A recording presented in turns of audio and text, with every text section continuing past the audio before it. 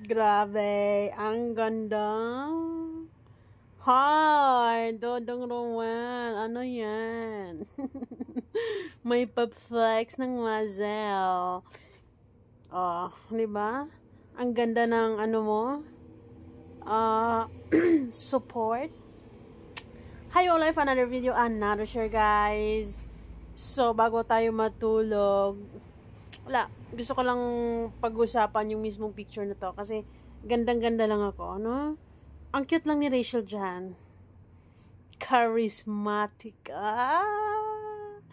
Ang ganda. Dinaan na naman tayo sa crop top, guys. I miss those days na nakakapag-crop top ako.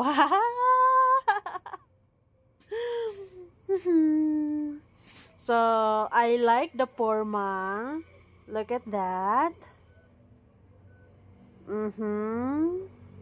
So chic. Tapos si Dodong Roel naman, kita nyo naman. Talaga namang may pa-flex ng muscle. Talaga ba?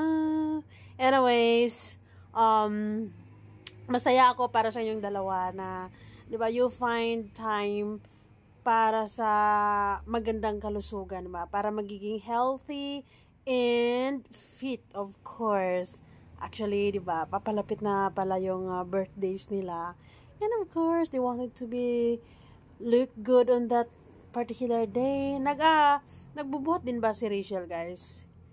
I'm not sure kasi hindi man siya nagpipicture na parang galing sa gym. Kasi yung ganyang outfitan, talagang hindi naman ata yan makapagbuhat kasi medyo sagabal yung skirt na short, ano ba yan, di ba? But then hindi na kailangan ni Rachel magbuhat, guys, kasi sexy naman talaga siya, hindi naman siya tabain and carry lang, di ba? Si Dodong Roel kasi kailangan siguro niyang mag build ng muscle para mas masculine tingnan, no? Advantage kasi sa mga lalaki talaga kapag malaki yung biceps, may pa-abs, di ba? Malapit na. Gwapo talaga ni Ruelo. Huh? In fairness. So, yun. Keep the love burning and yun. Itago nyo lang sa bulsa nyo yung tinatawag yung TLC, trust, love, and care. Alam ko naman at nakikita ko naman, nararamdaman ko naman na sa araw-araw ay meron kayong TLC, di ba? Kasi kung wala yan, ay wala na kaming mapapanood ngayon. Wala na kaming kilig na mararamdaman ngayon kung wala kayong TLC, di ba? So, sa mga nag-worry, sa mga sagot ni Rachel, don't you worry, guys. Kalmahan lang natin, ano? Ang mahalaga naman ay masaya sila. Masyado tayong mapagduda, eh. So, antayin natin yung panahon. Yung panahon na pinakaantay natin at saka natin, saka tayo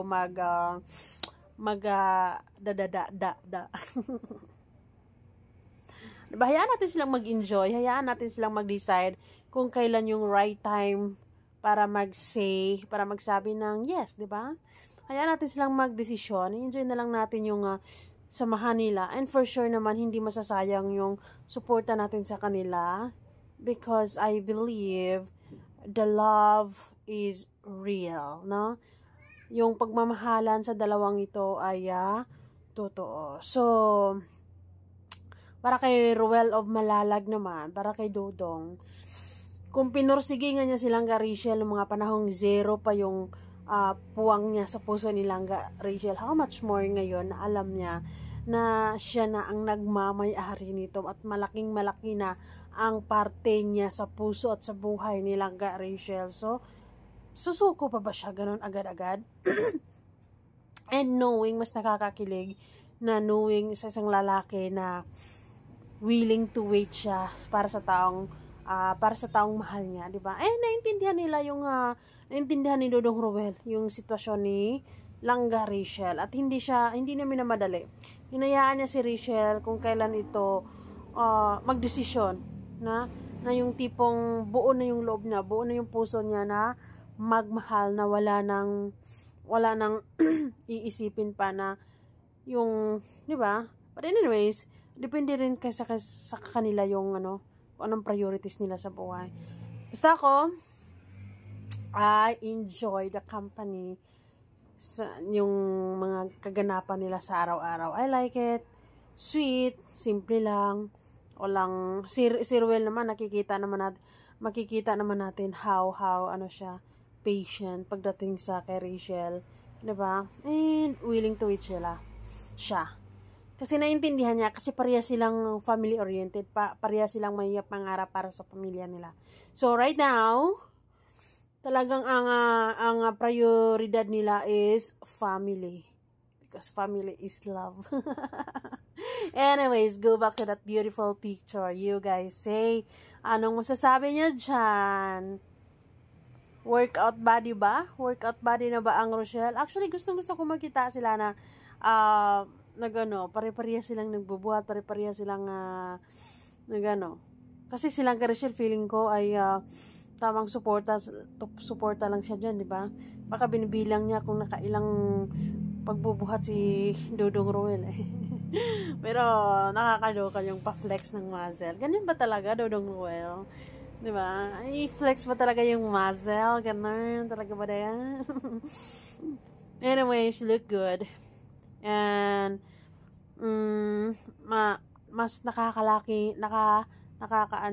yung macho guwapito si Dodong Ruel.